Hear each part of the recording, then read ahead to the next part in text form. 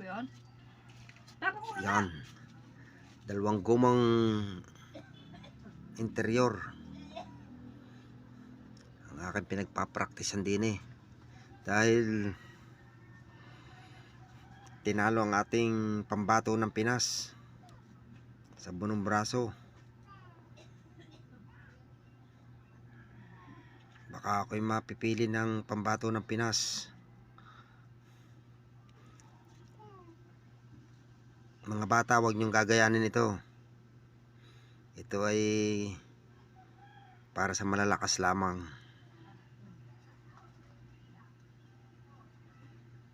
Pag ginayaan nyo ito, mababalian kayo. Kailangan nyo pa magpahilot para maituwid ang inyong mga buto-buto. Yan. Ito ay talagang pinilit ko lang na banatin. Talagang